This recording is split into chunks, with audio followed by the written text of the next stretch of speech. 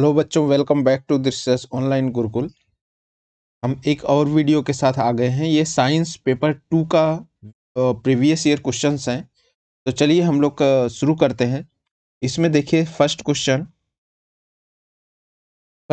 है, खाद्य पदार्थों में अधिक मात्रा में नमक और चीनी डालकर उन्हें लंबे समय तक परिरक्षित किया जा सकता है। ठीक है, ऐसा इसलिए क्योंकि अधिक नमक और चीनी, ऑप्शंस क्या हैं, के कारण सूक्ष्म जीवी कोशिकाएं फट जाती हैं, सूक्ष्म जीवी कोशिकाओं का आकार बदल जाता है, खाद्य पदार्थों से पानी निकाल देते हैं। लेकिन सही क्या है? सही है इसमें ऑप्शन डी। सही ऑप्शन डी है, सूक्ष्म जीवी कोशिकाओं का द्रव्य कुंचन हो जाता है। ये है सही। नमक इसीलिए डाला जाता है ताकि वो जो खाद्य पदार्थ है ज़्यादा दिन तक चलाया जा सके, क्योंकि उसमें क्या होता है कि सूक्ष्म कोशिकाएं जो होती हैं, सेल्स होती हैं, उनका द्रव्य कुंचन हो जाता है। ठीक है, अब उससे वो उसमें पनप नहीं पाती हैं, उसमें डेवलप नहीं हो पाती हैं और खाना खराब नहीं होता है, ज़्यादा टाइम तक चलता है। तो चलिए अगला क्वेश्चन देखते हैं। नेक्स्ट क्वेश्चन की तरफ हम लोग बढ़ते हैं। इस क्वेश्चन में देखिए, ये क्वेश्चन है मूल गोप, ठीक है, रूट कैप जिसको बोलते हैं, नहीं पाया जाता है। तो आपको पता ही होगा, जो जलोद्भिद पौधे होते हैं, जो जल में पाए जाने वाले पौधे होते हैं, उसमें मूल गोप नहीं पाया जाता है। तो सिंपली आपका आंसर कौन सा सही होगा? आंसर सही होगा आपका ए, जलीय पौधे। जलीय पौधों में क्या होता है कि मूल गोप नहीं पाया जाता। इसका डिस्क्रिप्शन भी देख लीजिए। मूल गोप जलीय पौधों में नहीं पाया जाता है। जलीय पौधे वह होते हैं जो जलीय वातावरण में होते हैं। इसका तना प्रायः लंबा और मुलायम होता है, जिसकी जड़ें लंबी और पतली होती हैं, और इसमें क्या होता है, मूल गोप नहीं पाया जाता है। ठीक है, तो इसका ऑप्शन कौन सा सही है? मूल गोप नहीं पाया जाता है या रूट कैप नहीं पाया जाता है। किन पौधों में? जलीय पौधों में। तो चलिए आगे नेक्स्ट क्वेश्चन। हाँ, तो चलिए इस क्वेश्चन को देखते हैं हम लोग। इस क्वेश्चन में देखिए, एक शिक्षक विद्यार्थियों को बल वस्तु की आकृति को परिवर्तित कर सकता है। बल वस्तु की आकृति को परिवर्तित कर सकता है। एक कॉन्सेप्ट को पढ़ाने के लिए निम्नलिखित गतिविधियों की योजना बनाता है। ठीक है, शिक्षक जो है इस चीज की योजना बना रहा है कि बल किसी वस्तु की आकृति को परिवर्तित कर देता है। तो वो उसके लिए क्या करता है? देखिए, पहला क्या कर रहा है, सामान्य रूप से अवलोकित उदाहरणों का प्रयोग करते हुए संकल्पना को स्पष्ट करता है। बेसिक चीजें कुछ बताता है बल के बारे में। फिर दूसरा क्या करता है, विद्यार्थियों को एक प्लेट में गूथा हुआ आटा देकर उसे हाथों से दबाने के लिए कहता है। दूसरा क्या करता है कि विद्यार्थियों को एक प्लेट देता है, उसमें गूथा हुआ आटा रहता है, फिर कहता है कि आप दबाओ, इस पे बल लगाओ। ठीक है, कुछ उदाहरणों के साथ संकल्पना को स्पष्ट करने वाली दृश्य दृश्य श्रव्य फिल्म दिखाता है। कुछ वीडियोस भी दिखाता है इन्हीं बलों पर आधारित। अब देखिए, शिक्षक सिखाने के लिए अलग अलग उपागमों का प्रयोग करती है। क्योंकि ये अलग अलग उपागमों का प्रयोग क्यों कर रही है, इसके पीछे रीजन क्या है? देखो, जो बालक होते हैं वो अलग अलग प्रतिभा के होते हैं, वो अलग अलग। तो इसी तरीके से सबसे अच्छा तरीका यही है कि डिफरेंट डिफरेंट एग्जाम्पल्स लिया जाए ताकि बच्चे आसानी से समझ सकें। अब ऑप्शंस को हम लोग देखते हैं। वह जानती है कि उसे पाठ योजना के अनुसार चलाना है। दूसरा, वह विद्यार्थियों की परीक्षा के लिए तैयार करना चाहती है। तीसरा है, कक्षा कक्षा विभिन्न प्रकार के शिक्षार्थी और बहुआयामी बौद्धिकता को संबोधित करना चाहती है। तो ये बेस्ट ऑप्शन है, क्योंकि जो विद्यार्थी होते हैं वो अलग अलग तरीके से होते हैं, अलग अलग, इसलिए सबसे ज़्यादा अच्छा है कि अलग अलग एग्जाम्पल्स दे के उन्हें समझाया जाए ताकि वो अच्छी तरह उस कॉन्सेप्ट को ऑब्जर्व कर सकें। इसमें देखिए इसका डिस्क्रिप्शन क्या लिखा है, शिक्षक विद्यार्थियों को बल वस्तु की आकृति को परिवर्तित कर सकता है कि कॉन्सेप्ट को पढ़ाने के लिए विभिन्न उपागमों का प्रयोग करना होगा क्योंकि कक्षा में विभिन्न प्रकार के विद्यार्थी हैं। ठीक है, तो इसका ऑप्शन कौन सा सही था? ऑप्शन सही था सी, क्योंकि विद्यार्थी जो है अलग अलग प्रतिभा के हैं। अब आगे हम लोग देखते हैं नेक्स्ट क्वेश्चन। इस क्वेश्चन में देखिए, मिस पटेल XYZ विद्यालय की प्राचार्य अलग अलग विषयों के शिक्षक के स्थान पर, शिक्षण के स्थान पर विज्ञान शिक्षण की एकीकृत उपागम का प्रयोग करना चाहती हैं। इसका आधार है, मतलब कि XYZ जो विद्यालय की प्राचार्य हैं वो क्या चाहती हैं कि अलग अलग विषयों की जगह उन्हें एक ही विषय विज्ञान को पढ़ाया जाए। तो इसके पीछे आधार क्या है? पहला देखिए, ऑप्शन को देखते हैं हम लोग। शिक्षक को समय सारणी व्यवस्थित करने में कठिनाई आ रही है? नहीं, इसकी वजह से तुम सब्जेक्ट नहीं चेंज कर सकते हो। शिक्षार्थी अलग अलग शिक्षकों के साथ समायोजन नहीं कर पाती है? नहीं, ये भी निगेटिव है, ये भी नहीं हो सकता है।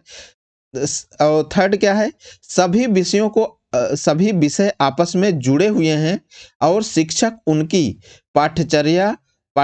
पाठ्यचर्याओं के मध्य संबंध जोड़ सकते हैं। ठीक, तो बेस्ट ऑप्शन यही है, क्योंकि सभी सब्जेक्ट क्या होते हैं, एक दूसरे से जुड़े होते हैं। और प्राथमिक लेवल पर वैसे भी इन्वायरमेंटल जो साइंस होता है वो कई सारे सब्जेक्ट का एक तरीके से उसमें मिक्सचर सा होता है, उसमें कई सारे सब्जेक्ट एक साथ ही होते हैं। तो इसमें देखिए, तो बेस्ट ऑप्शन जो है वो है ऑप्शन सी। ऑप्शन सी इसमें सही है। इसका डिस्क्रिप्शन भी देख सकते हैं हम लोग। शिक्षक अलग अलग विषयों के शिक्षण के स्थान पर विज्ञान शिक्षण एकीकृत उपागमों का प्रयोग करना चाहती है क्योंकि सभी विषय आपस में जुड़े हुए हैं और शिक्षक उसकी पाठ्यचर्या के मध्य संबंध जोड़ना चाहती है। ठीक है, तो इस तरीके से ऑप्शन सी सही है। तो चलिए हम लोग बढ़ते हैं नेक्स्ट क्वेश्चन की तरफ। चलिए नेक्स्ट क्वेश्चन की तरफ चलते हैं। इसमें देखिए, इसमें क्या है, एक आदमी सुनार बनकर घर घर जाता है और लोगों के पुराने स्वर्ण आभूषणों को, पुराने गहनों को की चमक फिर से लौटाने का वचन देता है। उस पर विश्वास करके एक महिला अपने सोने की चूड़ियां उसे देती है जिन्हें वह एक घोल में डालता है। चूड़ियां तो चमक जाती हैं पर उसका भार काफी कम हो जाता है। इस धोखेबाज द्वारा प्रयोग किया गया घोल संभवतः हो सकता है। ये बहुत ही अच्छा क्वेश्चन है और बहुत ही इजी है। आपने सुना होगा एक जो है एक केमिकल जिसको बोलते हैं अम्लराज। ठीक है, जिसमें क्या होता है, कंसंट्रेटेड HCl होता है और कंसंट्रेटेड HNO3 होता है। इन दोनों का जो मिक्सचर होता है उसको अम्लराज बोलते हैं, अम्लराज। ठीक, और इसमें जो है 3 भाग HCl 3 भाग होता है और 1 भाग जो है होता है HNO3। ठीक है, तो इसका जो आंसर होगा, आंसर है बी। अब इसका डिस्क्रिप्शन हम लोग देख लेते हैं। यह धोखेबाज व्यक्ति सांद्र HCl और सांद्र HNO3 का प्रयोग करता है जो एक अम्लराज है। इसको क्या बोलते हैं, अम्लराज बोलते हैं। तो अम्लराज भी अगर आ जाए तो आप समझ जाएंगे कि HCl प्लस HNO3 का मिश्रण है। और लेकिन ये चीज ध्यान रखना, ये दोनों कंसंट्रेटेड हैं, सांद्र हैं। सांद्र का मतलब एक तरीके से आप समझ लीजिए कि गाढ़ा है एकदम। ठीक है, जिसमें 1 भाग सांद्र HNO3 और 3 भाग सांद्र HCl का मिश्रण होता है, जिसमें सोना काफी विलेय है। मतलब अम्लराज में क्या है, सोना अगर डालोगे सोना घुल जाएगा उसमें, जिससे उसकी चूड़ियों का सोना मिश्रण में विलेय हो जाता है और उसका भार कम हो जाता है। तो इस तरीके से आप लोग समझ गए होंगे कि जो वो आदमी था जो घूम रहा था गांव में और जिसने सोने की चूड़ियों को साफ करने के लिए अम्ल में डाला उनको, तो उनका वेट कम हो गया, क्योंकि अम्लराज में सोना घुल जाता है। अब चलिए हम लोग नेक्स्ट क्वेश्चन की तरफ बढ़ते हैं। इसमें देखिए, एक शिक्षक कक्षा 6 में भोजन के तत्वों को पढ़ाने की योजना बनाता है। निम्न में से किसे मुख्य प्रश्न के रूप में प्रयुक्त किया जा सकता है? क्या कर रहा है, वो चाहता है कि भोजन के तत्वों के बारे में बच्चों को बताना चाहता है, कक्षा 6 के बच्चों को। अब देखिए इसमें क्या क्या ऑप्शंस हैं। इसमें कह रहा है निम्न में से किसे मुख्य प्रश्न के रूप में प्रयुक्त किया जा सकता है। पहला है, अपनी माँ आपकी माँ विविधतापूर्ण भोज्य पदार्थों वाला भोजन क्यों देती हैं? एक क्वेश्चन ये पूछ सकता है टीचर बच्चों से। दूसरा, क्या आपकी माँ प्रतिदिन दोपहर को एक ही तरह के भोजन तैयार करती हैं? ऐसा तो नहीं, क्योंकि सबसे अच्छा जो क्वेश्चन है इसमें ए है कि इससे बच्चे सोचेंगे कि अलग अलग तरीके का भोजन उसे क्यों मिलता है। क्या आप प्रतिदिन दोपहर सी वाला जो है, क्या आप प्रतिदिन दोपहर के भोजन में सभी भोज्य पदार्थों को खाते हैं? ठीक है, ये भी नहीं ठीक है। अब फिर डी क्या है, उन भोज्य पदार्थों की सूची बनाइए जिसमें आपकी माँ दोपहर को, सिर्फ एक टाइम की बात की जा रही नहीं, हमें क्या देखना है, इसमें अलग अलग तत्वों की बात की जा रही है। इसका मतलब वैरायटी ऑफ फूड्स की बात की जा रही है, तो अलग अलग भोजन की बात की जा रही है। तो सबसे विविधतापूर्ण क्वेश्चन अच्छा जो सबसे ऑप्शन क्या है, ऑप्शन ए है कि आपकी माँ विविधतापूर्ण भोज्य पदार्थ वाला भोजन क्यों देती हैं। तो सबसे अच्छा क्वेश्चन यही है जो बच्चों से पूछा जाए, ताकि वो उस तरीके की चीजों को सोचे। अब चलते हैं हम लोग आगे, नेक्स्ट क्वेश्चन की तरफ बढ़ते हैं। इस क्वेश्चन में देखिए, जस्ट अ मिनट, इसमें देखिए, जब एक लोहे की कील को कॉपर सल्फेट विलयन में डुबोया जाता है, तो धीरे धीरे कॉपर सल्फेट का विलयन का रंग हल्का पड़ जाता है। कॉपर सल्फेट के विलयन का रंग क्या होता है, हल्का पड़ जाता है, और लोहे की कील पर एक भूरे रंग की परत जम जाती है। यह उदाहरण है। तो आपको पता ही होगा, यह उदाहरण जो है विस्थापन और रेडॉक्स अभिक्रिया का है। यह उदाहरण किसका है, विस्थापन और रेडॉक्स अभिक्रिया का है। अब इसको हम लोग देख लेते हैं। इसमें क्या किया गया, क्वेश्चन को फिर एक बार समझ लीजिए। कॉपर सल्फेट का विलयन है, उसमें क्या किया गया, एक लोहे की कील डाली जाती है।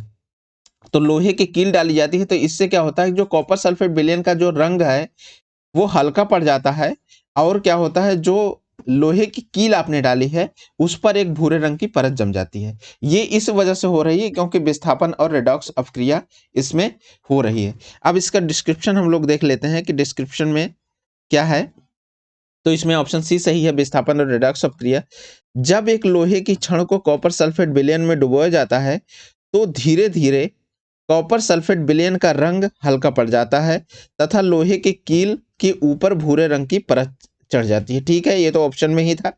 इसका प्रमुख कारण है लोह कॉपर की अपेक्षा अधिक सक्रिय है। लोहा जो होता है, आयरन जो होता है, Fe इससे लिखते हैं, आयरन जो है कॉपर की अपेक्षा अधिक सक्रिय होता है, अतः लोहे की कील कॉपर सल्फेट के विलयन में डुबोने पर लोहा कॉपर सल्फेट के विलयन से विस्थापित कर देता है। लोहा कॉपर को कॉपर सल्फेट विलयन से विस्थापित कर देता है। ठीक है, तो कॉपर सल्फेट क्या है, इसमें देखिए, कॉपर सल्फेट विलयन को विस्थापित कर देता है, अतः कॉपर की भूरी परत जो है लोहे की कील पर जम जाती है। अब देखो, ये आयरन है तुम्हारा, ठीक है, आयरन है। आयरन क्या करता है, कॉपर सल्फेट विलयन में डुबोया गया, तो ये क्योंकि आयरन ज्यादा अपक्रियाशील है, लोहा जो है ज्यादा अपक्रिया करता है, तो ये क्या करता है, एक तरीके से ऐसा समझ लीजिए, ये जो कॉपर है, जो कॉपर सल्फेट के साथ है, इसका कॉपर छीन लेता है, तो इसका कॉपर जो है यहाँ से हटा देता है तो क्या होता है, यहाँ जो है उसको कॉपर को हटा देता है तो इसमें जो है आयरन सल्फेट एक तरीके से बन जाता है जो भूरे कलर का होता है।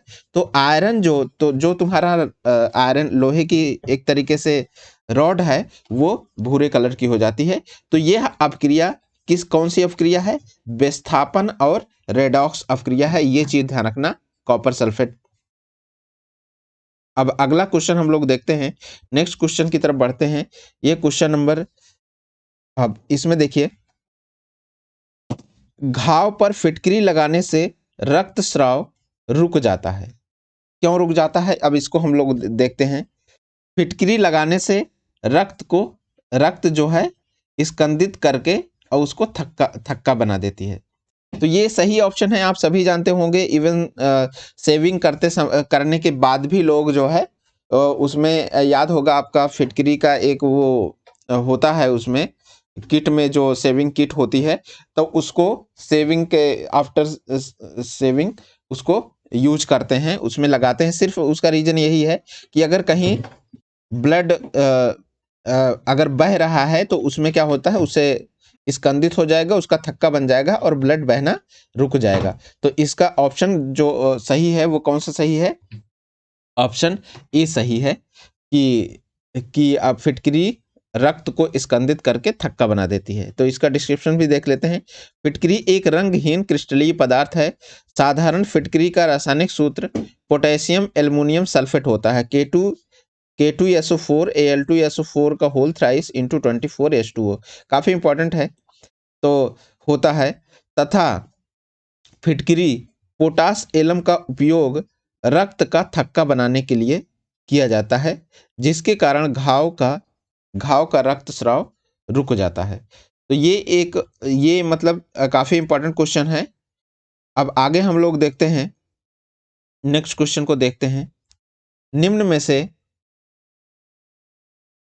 हाँ चलिए देखते हैं इसमें, निम्न में से किसका आकलन हो सकता है जब गीता मनुष्य में पोषण सब्जेक्ट, इस सब्जेक्ट पर बात कर रही है, मनुष्य में पोषण विषय को केवल बहुविकल्पीय प्रश्नों द्वारा मूल्यांकन कर रही है। ठीक है, मनुष्य में पोषण की बात हो रही है, केवल बहुविकल्पीय प्रश्नों द्वारा मूल्यांकन कर रही है। तो इसमें देखिए, पहला देखिए, भोजन संबंधी आदतों से जुड़ी गलत अवधारणाएं, शिक्षार्थियों द्वारा ज्ञान का प्रयोग करके रोल प्ले तैयार करके प्रार्थना प्रस्तुत करना, नहीं। तो इसमें बेस्ट ऑप्शन आपको भी लग रहा होगा कि यही सही है, क्योंकि पोषण की बात हो रही है तो भोजन संबंधी आदतों की बात की जाएगी, उसमें जो गलत अवधारणाएं हैं उसकी बात की जाएंगी। ठीक है, तो अब इसमें देखिए, इसका डिस्क्रिप्शन हम लोग देख लेते हैं तो ज़्यादा क्लियर हो जाएगा। इसमें देखिए, मनुष्य में पोषण विषय केवल बहुविकल्पीय प्रश्नों के द्वारा मूल्यांकन करते समय करने पर इस विषय से संबंधित विविध तथ्यों का मूल्यांकन हो सकता है। इसके अंतर्गत दिए गए विकल्पों में से भोजन संबंधी आदतों से जुड़ी गलत अवधारणाओं को ही रखा जा सकता है। ठीक है, तो इसमें क्या कर सकते हैं हम लोग, क्योंकि पोषण की बात हो रही है तो जो भोजन संबंधी गलत अवधारणाएं हैं उनको रख कर इस तरीके से बात की जा सकती है। ठीक है, तो आगे बढ़ते हैं हम लोग, नेक्स्ट क्वेश्चन की तरफ चलते हैं। नेक्स्ट क्वेश्चन देखिए, इस क्वेश्चन में देखिए, गति के निम्नलिखित उदाहरणों में से किसमें तय की गई दूरी और विस्थापन का परिमाण बराबर है? तय की गई दूरी और विस्थापन। ठीक, देखो, पहला है, इसमें कह रहा है दूरी और दूसरा है विस्थापन। ठीक, विस्थापन। अब देखो, दूरी जो है अदिश राशि है, ये चीज ध्यान रखना, ये भी एक क्वेश्चन हो सकता है। अब विस्थापन क्या है? सदिश है। ठीक है, सदिश राशि। अब इसमें देखिए, सदिश का मतलब दूरी का मतलब सिर्फ उसका परिमाण होगा। अब विस्थापन का मतलब है परिमाण के साथ साथ दिशा भी होगी। ठीक है, अब इसमें देखिए, वृत्ताकार वस्तु पर चलती हुई कार। तो देखो, वृत्ताकार अगर चल रही है कोई चीज, वृत्ताकार, तो इसमें चल के अगर किसी एक ही पॉइंट पर पहुंच जाएगी तो इसमें तो दूरी तो ज्यादा है लेकिन विस्थापन तो जीरो हो गया। तो ये नहीं हो सकता। क्या कह रहा है, विस्थापन के परिमाण के बराबर है, दूरी और विस्थापन का जो मैग्नीट्यूड है वो इक्वल होना चाहिए। तो ये तो गलत हो गया। दूसरा, दोलन करता हुआ दोलक, ये भी गलत हो गया। सेम इसी तरीके से, क्योंकि ये भी, अब देखो, पीरियोडिक है ना, दोलन करता हुआ जो दोलक होगा वो पीरियोडिक है, ऐसे ऐसे मूव कर रहा होगा इधर से इधर। तो वो अगर ओवरऑल देखोगे तो उसकी जो है विस्थापन है वो जीरो हो जाएगा। दूसरा देखिए, सूर्य के इर्द गिर्द घूमती हुई पृथ्वी, ये भी सर्कुलर टाइप का मोशन है, तो ये इसमें भी जो है विस्थापन तुम्हारा जीरो हो जाएगा। लेकिन अगर डी ऑप्शन को देखो, डी ऑप्शन को देखो, तो एक सीधी सड़क, मान लो यहां से यहां तक एक सीधी सड़क है, ए से बी तक, तो ये जितना दूर है, जितना दूरी है, उतना ही विस्थापन का मैग्नीट्यूड है।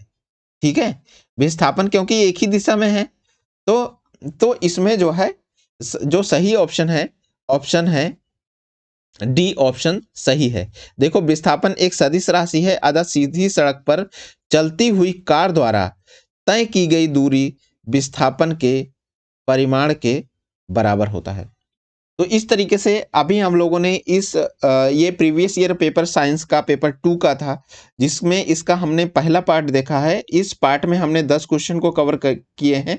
आगे का जो पार्ट आएगा, इसके आगे के क्वेश्चन को हम लोग उसमें कवर करेंगे, जो इसका पार्ट 2 होगा और पार्ट 3 होगा। 10-10 क्वेश्चन करके हम लोग करेंगे, क्योंकि वीडियो काफ़ी लंबी हो जाती है। अगर इस वीडियो से आपको बेनिफिट हो रहा है, आपको लग रहा है कि वीडियो अच्छा है, तो आप चैनल को सब्सक्राइब करें और वीडियोस को दूसरों तक शेयर भी करें। Thank you.